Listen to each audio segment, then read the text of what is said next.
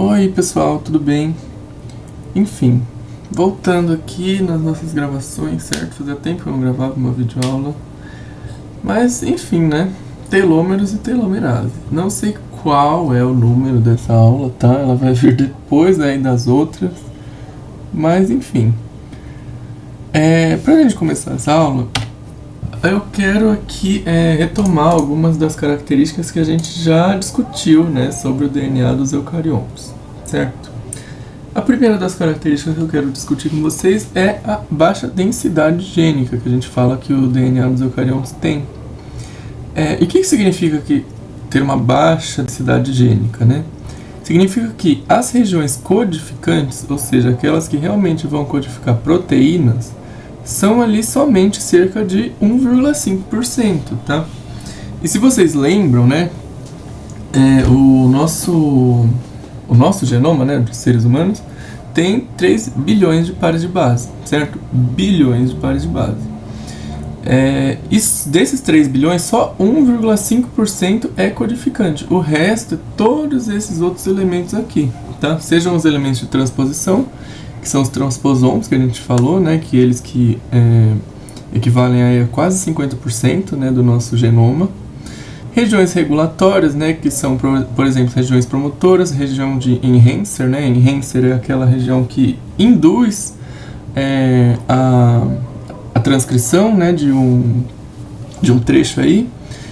Silenciadores, que é o oposto, né, do enhancer. O silenciador, ele reduz ou cancela, né, não sei como posso falar isso, zera a transcrição de uma sequência aí, né, de um gene. Aí a gente tem os introns, que são aquelas regiões que são removidas, né, pelo splicing, que são aquelas regiões que eu chamo de intrometidas, né, que estão ali no meio da sequência dos genes, certo? Regiões intergênicas. O que são regiões intergênicas? Aqueles espaços ali entre um gene e outro, que não necessariamente tem uma função aí muito bem definida. Aqui nesse gráfico está até falando miscelânea, né? A gente nem diz muito o que significa essas regiões, tá? Enfim, isso daqui para mostrar para vocês, esse gráfico, né, principalmente para ilustrar o quão pouco, né, são realmente os genes que codificam proteínas, né? Apenas 1,5% no genoma humano, certo? E aí, se a gente comparar esse número, né, com o genoma das bactérias que a gente viu lá no comecinho das nossas aulas, é muito grande a diferença, certo? Porque afinal o genoma das bactérias tem muito menos regiões assim não codificantes, né? Porque afinal os genomas dele também são muito menores, né? E a gente vai falar disso em breve, mas só dando aí um spoiler. Enfim, segundo aspecto, o DNA vai estar empacotado em nucleossomos, certo? Não somente ele vai estar no núcleo, né? Porque afinal a gente está falando dos eucariontos. Os eucariontos são aqueles seres vivos com núcleo organizado. Não somente o DNA ele vai estar organizado lá no núcleo, como ele vai estar nessa estrutura que é a que a gente chama de nucleossomo. E os nucleossomos são o quê? Aquela associação do DNA com as histonas, certo? Essa daqui é um esqueminha aí de um nucleossomo, certo? Aí, terceiro aspecto, a maior parte dos genes são descontínuos. E aí justamente a história, né, de que no meio lá dos genes a gente vai ter essas regiões que são os introns, certo? Que são aqueles segmentos que não são codificantes, mas eles estão ali no meio dos genes, certo? E aí, aproveitando isso, quarto aspecto, o processamento do RNA mensageiro, ele é elaborado. Se vocês lembram lá da aula, né, de transcrição em eucariontes, a gente tem todos esses processos aqui depois que a gente faz, né, a transcrição. A gente tem a formação lá da molécula de pré-RNA mensageiro, e aí tem todo aquele processamento, né, a adição do cap 5', a adição da cauda poliar e o splicing para formar realmente o RNA mensageiro maduro, certo? Enfim, aí quinto aspecto, exatamente aquilo que eu estava falando agora há pouco. Os genomas dos eucariontos são em geral muito maiores do que os procariontes, certo? Coloquei aqui esse gráfico aqui que ilustra justamente isso. Aqui nessa parte a gente tem os procariontes, certo? Destacados aí o micoplasma e a E. coli, né? A E. coli é uma bactéria muito importante aí, que a gente fala toda hora, né? O organismo modelo e tal.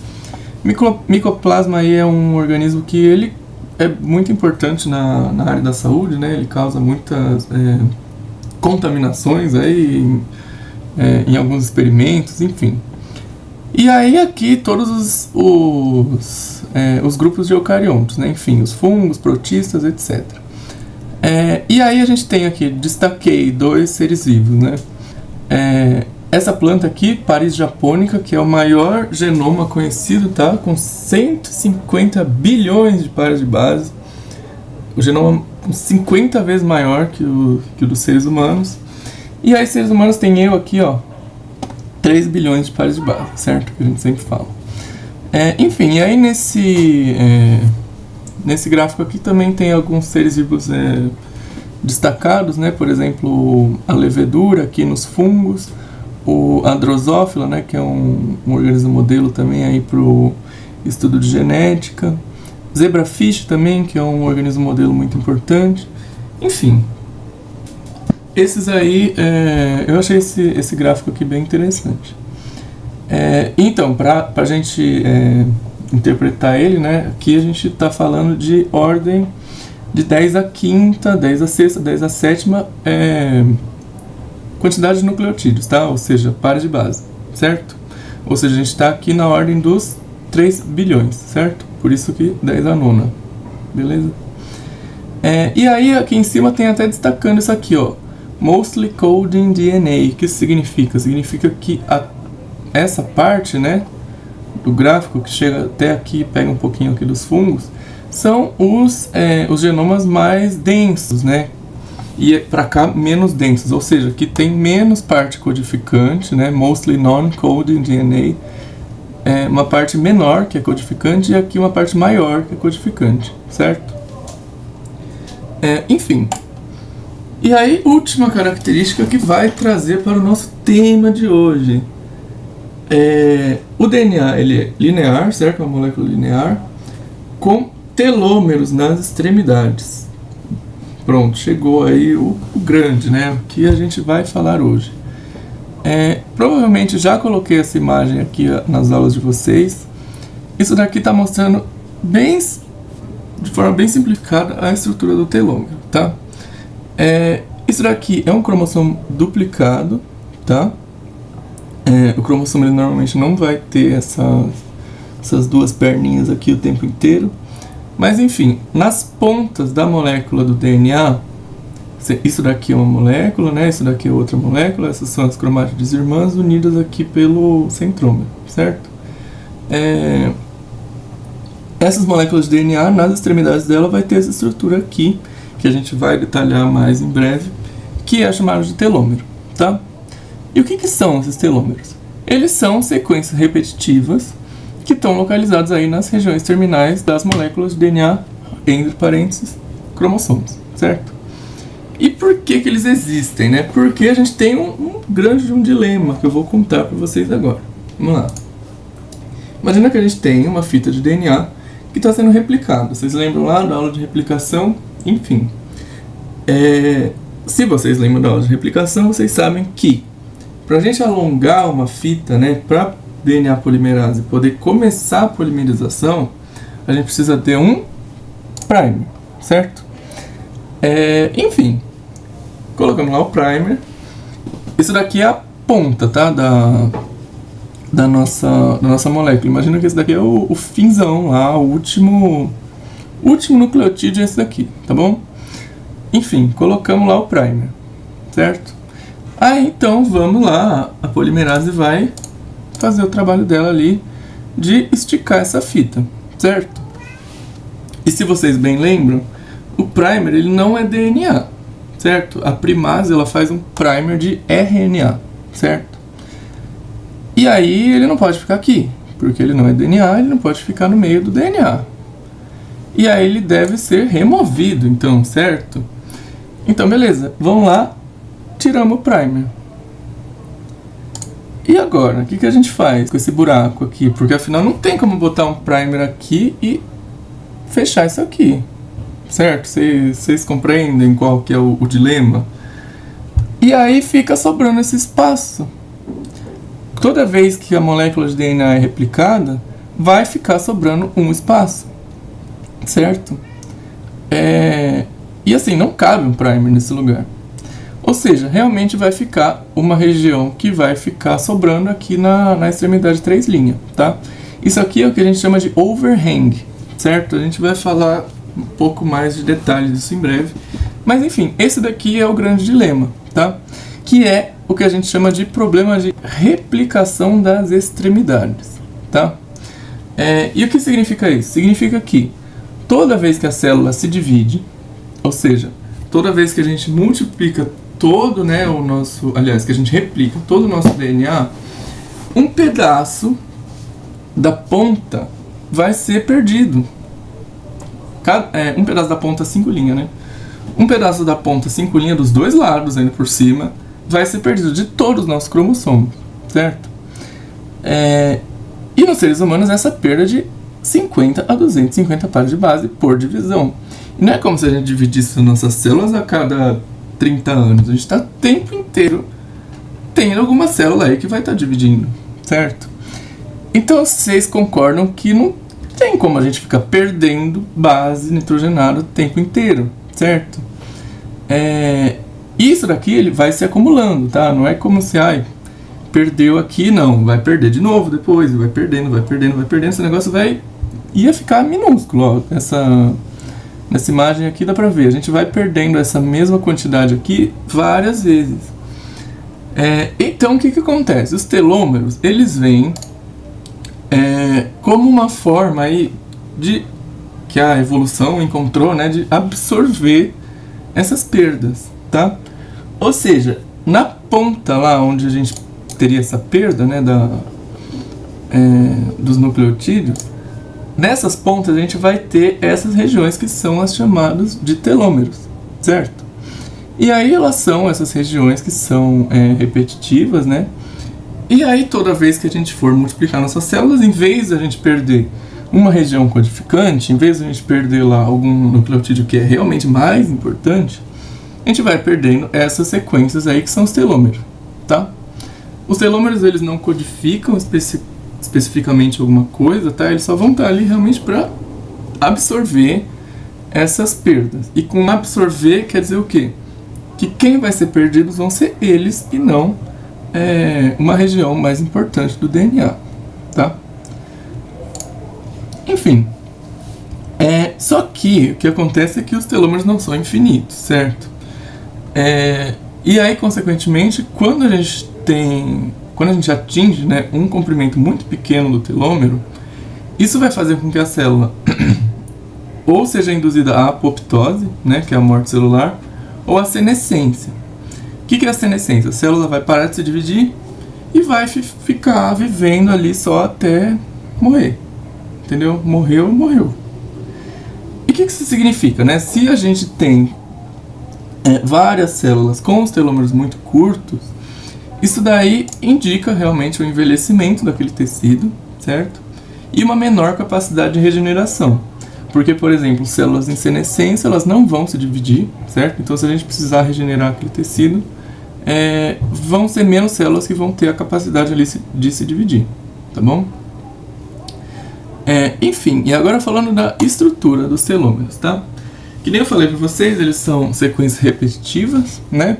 Em humanos, essa sequência é essa aqui, o TTAGGG, repetida não sei quantas vezes, muitas vezes, tá?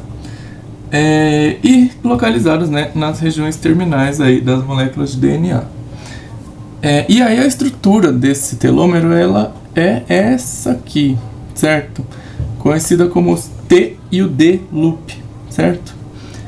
E isso daqui é basicamente um enrolamento que em associação a essas proteínas aqui, que vai evitar com que as enzimas de reparo identifiquem aquela pontinha, essa pontinha aqui, livre, né? Porque afinal aqui a gente tem nucleotídeos que não estão pareados, certo? Ou seja, esse lacinho, né, essa volta aqui no final, ela evita com que as enzimas de reparo reconheçam que tem uma região desparelhada ali.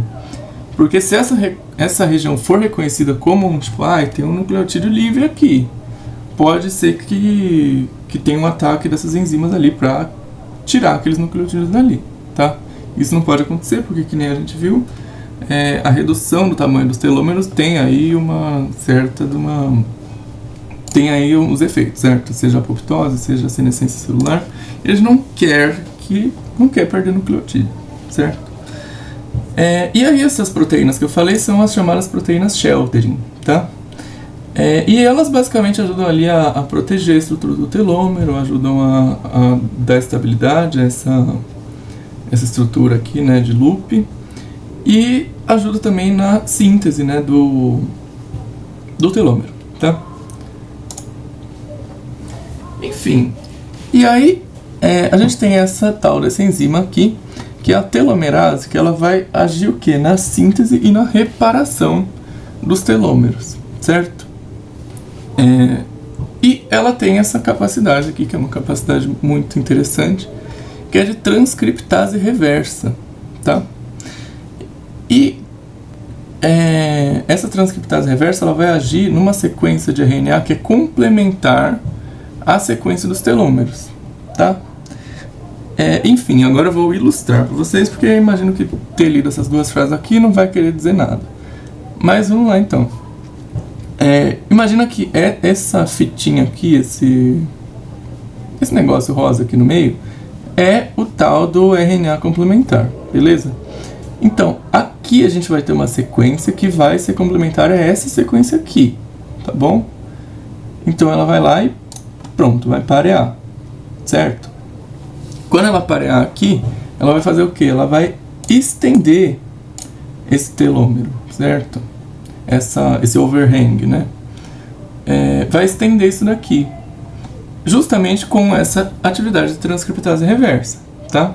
Porque aqui ela tem uma fita de RNA e ela vai transformar isso daqui em DNA, tá bom? Isso aqui é uma fita de DNA. Ou seja, ela vai lá, sintetiza uma sequência adicional. Porque lembra que o problema era justamente o fato de que a gente tinha pouco espaço aqui, não tem espaço para colocar um primer e sintetizar isso aqui, certo? Então a telomerase vai lá, vai aumentar esse espaço com toda essa transcriptase reversa, tá? Aumentar o espaço. E aí esse espaço vai permitir o quê? Justamente isso. A adição lá de um primer, certo? Para que a polimerase consiga sintetizar um pouquinho mais ali daquela sequência terminal, tá? Isso daqui é tudo telômero, certo? Só que, calma lá, lembrando, isso daqui é um primer. Primer é RNA. RNA não pode ficar lá, certo? Então, o buraquinho vai continuar ali. Ok? É impossível evitar a formação do overhang, tá? Porque assim, não tem como deixar o primer lá. Então, a telomerase ela vai aumentar o tamanho dos telômeros, o que é da hora, né? Porque afinal, que nem a gente falou, a gente não quer que o telômero fique muito pequeno, porque senão tem todos aqueles problemas lá. Mas a telomerase não resolve o problema, certo? Porque não tem como evitar que isso daqui aconteça, ok? Enfim, só que aí vocês podem perguntar pra mim, então por que tem esse problema? Se a telomerase ela vai sempre estar reparando ali o telômero, por que existe essa história de que o telômero vai encurtando conforme a vida? Porque aí a notícia é triste. A telomerase ela vai agir em células tronco, certo? O que são as células tronco? São aquelas células que são indiferenciadas, né, que vão se diferenciar em vários tipos de células. Por exemplo, aquele precursor hematopoético. Lembra? Hematopoiese é aquele processo de produção da célula sanguínea, tá? O que é o precursor hematopoético? O hemocitoblasto. Escrevi errado aqui, enfim. Hemocitoblasto, ele vai ser uma célula que vai estar lá na sua medula óssea, que não vai estar diferenciada, e ele vai se diferenciar aí no precursor mieloide, precursor linfóide, vai virar todas as nossas células do sangue, tá? Esse daqui é um exemplo de célula-tronco. Lá na célula-tronco a gente vai ter atividade da telomerase, tá? Outro lugar que a gente vai ter atividade da telomerase vão ser nas células germinativas. Por exemplo, o espermatócito e o ovócito. Esses aqui, eles vão estar lá, essas células, né, no caso, elas vão estar lá nas gônadas sexuais, certo? E o espermatócito dá origem aos espermatozoides e os ovócitos dão origem aos óvulos, ok?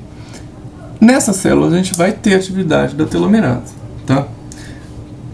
E que bom, certo? Porque essas células são realmente muito importantes aí para a manutenção da nossa vida, certo? Porém, nas células somáticas, o que significa células somáticas? Células do corpo, certo? Aquelas lá que são as mais comuns. Seja a célula da pele, seja a célula do músculo, do fígado, do olho, etc. Não tem atividade da telomerase, tá? Ela ou é mínima ou ela é inativa, certo? Ou seja, nas células do nosso corpo em geral, os telômeros eles vão sim sendo perdidos aí conforme o tempo, certo? Por isso que a gente fala que o tamanho dos telômeros são um marcador biológico da idade. Ou seja, é inevitável, conforme a gente vai envelhecendo, nossos telômeros vão ficando menores, certo? E aí, consequentemente, a gente sabe muito bem, né? Os idosos eles têm mais problema de regeneração de tecidos, enfim, tudo aquilo que a gente falou, né? Muitas células já vão estar entrando em senescência, enfim. Outro lugar que a gente pode ter uma atividade muito grande da telomerase. Tem algumas células tumorais, certo? Que podem induzir a reativação da telomerase. Isso é um grande problema. Por quê? Porque as células tumorais elas se dividem indiscriminadamente, certo? Elas se dividem muito rápido e em muita quantidade, certo? Isso daí significaria que os telômeros dessas células iam reduzindo. Beleza? Estão acompanhando aí? Porque afinal, toda vez que a gente divide a célula, o telômero vai encurtar. E aí, como elas se dividem muito, o telômero encurtaria muito, certo? Mas, como elas conseguem induzir a reativação da telomerase, elas conseguem reparar esse problema, tá? Então, elas vão se dividir muito e vão consertando ali o telômero. E vai acontecer o quê? Elas vão conseguir se dividir bastante e não entrar em senescência, não entrar em apoptose justamente por causa disso. Então, essa reativação da telomerase pode ali induzir a imortalidade dessas células, tá? E imortalidade, assim, né, em situações fisiológicas, tá? Não estou falando que não vai morrer nunca, mas de velhice, pelo menos, não, tá?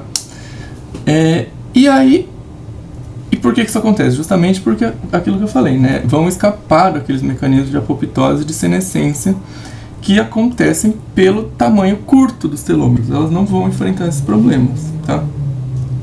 E aí, deve ter passado na nossa cabeça, pô, então se reativa a telomerase, a gente fica imortal e pá. Enfim, a telomerase é realmente uma enzima aí que é muito importante nas pesquisas biomédicas atuais. Eu não vou entrar aqui em muitos detalhes sobre isso, mas sim, tem muitas pesquisas sobre como reverter aí os danos nos tecidos, como cancelar, né, essa reativação, porque afinal isso daqui é um grande problema, né, como inibir a reativação da telomerase, só que aí a gente pensa, pô, e se a gente acabar inativando a telomerase no lugar errado, sabe? São grandes perguntas aí que a telomerase induz, certo? É realmente um campo bem interessante de pesquisa. Enfim, e aí para acabar, coloquei aqui um videozinho, que vocês sabem que eu sempre ponho um vídeo para vocês, que mostra justamente a função da telomerase, tá? É um vídeo bem legal, ilustra muito bem, se vocês não conseguiram ver aqui só pelas minhas formas. Enfim, é isso. Espero que tenham entendido. Qualquer coisa vocês mandam mensagem para mim. E beijos, boa noite.